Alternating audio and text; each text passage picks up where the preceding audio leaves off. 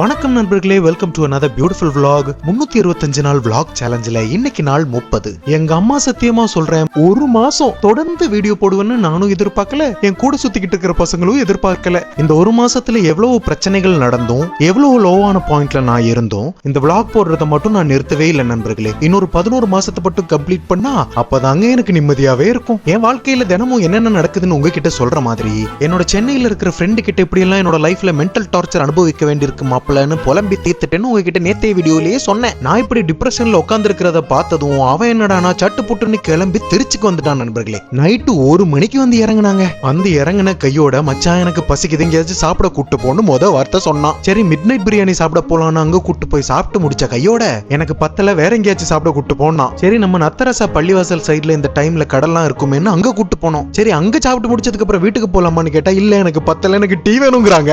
சரி நம்ம பையன் நம்மளுக்கு மனசு சரியில்லைன்ற ஒரே காரணத்துக்காக சென்னையில இருந்து டிராவல் பண்ணி நைட்டோட நைட்டா வந்திருக்கானே, அப்படி வந்த பயலுக்கு எப்படி நோ சொல்ல முடியுங்க?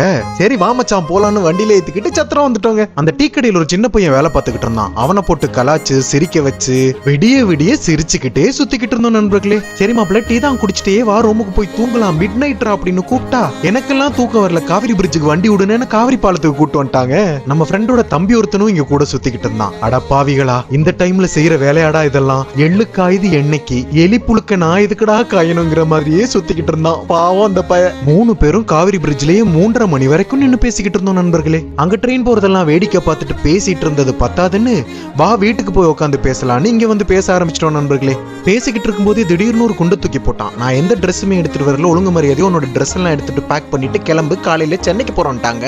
டேய் இப்ப சொன்னேன்னா எப்படி டிக்கெட் புக் பண்ண முடியும்னு கேட்டா நான் ஆல்ரெடி புக் பண்ணிட்டு வந்துட்டேன், நீ மூடிட்டு பேக் பண்ணு, உன்னை இந்த மாதிரி நிலைமையில என்னால தனியா விட்டுட்டு போக முடியாது, நீ என் கூட சென்னைக்கு வர்ற அப்படின்னு மாப்பிள்ள ஸ்ட்ரிக்டா சொன்னதுனால எனக்கு வேற வழி தெரியல நண்பர்களே. அதுக்கப்புறம் அவசர அவசரமா பேக் பண்ணி 6 மணி ட்ரெயினை பிடிச்சி சென்னைக்கு கிளம்பிட்டேன் நண்பர்களே. நாங்க சென்னைக்கு டிராவல் பண்ற வீடியோவை நாளைக்கு vlogல போடுறேன், மறக்காம சப்ஸ்கிரைப் பண்ணி வச்சுக்கோங்க நண்பர்களே. இந்த வீடியோவை இதோட முடிச்சுக்கிறேன். நாளைக்கு vlogல உங்களை சந்திக்கும் வரைக்கும் திஸ் இஸ் யாஷ், டாடா, இரவு வணக்கங்கள்.